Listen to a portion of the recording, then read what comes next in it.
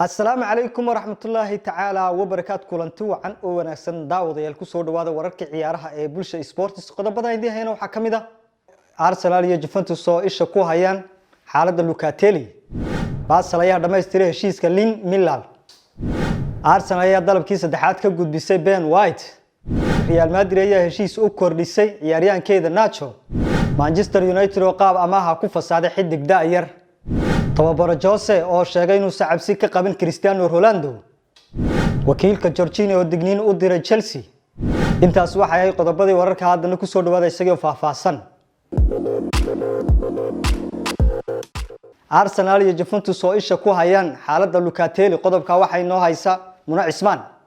ciyaaryahanka qadka dhexe waxa isha ku haya kooxaha Arsenal iyo Juventus laakiin madaxa fulinta ayaa ku adkeysanaya inaysan u baahnayn inay iibiyaan maamulaha kooxda Sassuolo Garnavalli ayaa sheegay in kooxda ay wada hadallo horumarsan kula jirto koox ay isla wareegaan Manuel Locatelli ciyaaryahanka qadka dhexe ayaa lagu xamanayaa inay diiradda u saarayaan Arsenal iyo Juventus kadib markii ay door muhiim ah ka ciyaareen Sassuolo ee Serie A iyo Italy Euro 2020 Garnavalli ayaa sheegay in kooxdiisa sugi doonto ilaa Locatelli uu ku soo laabto horyaalnimada Yurub ka hor inta uusan ka hadlin mustaqbalkiisa laakiin ay durba heleen dalbiyo isaga u gaar ah Basel ayaa dhameystirtay heshiiska Lin Milal qodobka waxa ay noo haya Abdirasaaq Cabdi Reds ayaa ogolaatay 20% iibka 21 jirka reer Canada kaasoo Anfield ugu soo dhaqaaqay Fulham sanadkii 2016 weeraryahanka Liverpool Lane Mailer ayaa dhameystiray heshiiska 1.3 milyan oo ugu wareegay Basel Reds ayaa heshiiska la gaartay kooxda reer Sweden horaantii toddobaadkii iyagoo diiday dalabaadkoodii ugu horeeyay iyadoo 21 jirkani uu soo gabagabeeyay 5 sano uu ku sugnaa Marseille Mailer oo ah xidiga buuxa ee reer Canada oo hal kulan saftay Anfield ayaa tijaabada caafimaad ku soo gabagabeeyay Basel talaadadii waxa uu na saxiixay qandaraaso 4 sano ah Real Madrid ayaa heshiiska u kordhisay ciyaaryahankeeda Nacho qodobka waxa ay noo haya Xasan Cumar kooxda kubadda cagta Real Madrid ayaa heshiis u kordhisay ciyaaryahankeeda Nacho Fernandes Nacho ayaa heshiiskan cusub soo saxeexay kooxda Spain ka dhisan ee Real Madrid ayaa ku eeg bisha June sanadka 2023 bayaan ka soo baxay kooxda Real Madrid ayaa u dhigan Real Madrid iyo Nacho Fernandes waxay gaareen heshiis ciyaaryahanku qandaraaskiisu ku kordhinayo kaasoo kooxda ku sii ahayn doona labada xilli ciyaareed ee soo aadan Manchester United oo qaab amaah ku fasaxday xidig daayar qodobka waxa ay noo haya Abdirasaaq Cabdi Arsenal ayaa dalabkii saddexaad ka gudbisay Ben White qodobka waxa ay noo haysa Muna Cismaan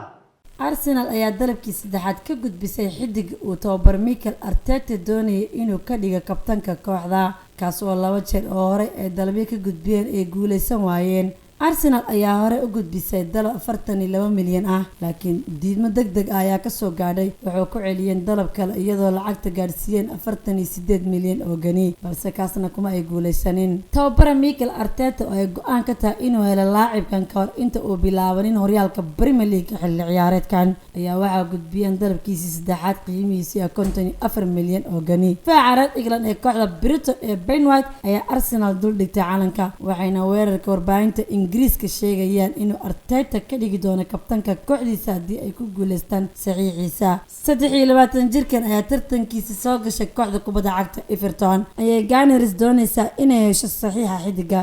Jose Mourinho oo sheegay inuu cabsi ka qabin Cristiano Ronaldo qodobka waxa ay noo haya Xasan Cumar Xuseen tababaraha reer Portugal ayaa walwal ka qabin inuu ku hor iman doono xidigiisii hore Real Madrid Jose Mourinho ayaa sheegay inuu xidiga Juventus Cristiano Ronaldo uusan lahayn sabab uga boqo joogitaankiisa Italia Mourinho ayaa ku soo laabtay Serie A si uu qabto Roma taasoo la macnaha inuu ku hor iman doono xidigiisii hore Real Madrid xilli ciyaareedka dambe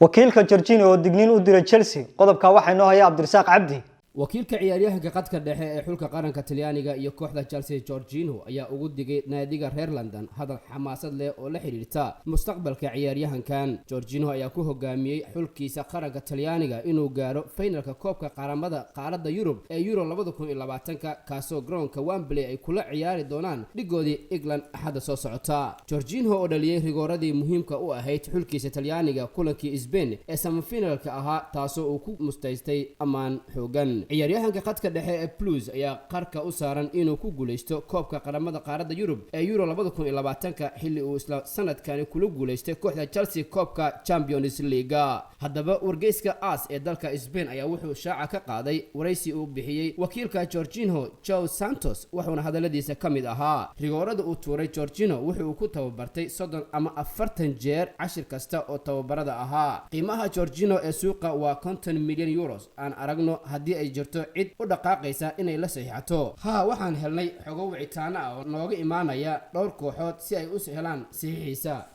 intaas ayaan kusoo gabagabaynaa wararka ciyaaraha bulsha sports oo anigoo Xuseen Cumar Xuseen sidaas iyo nabadgelyo.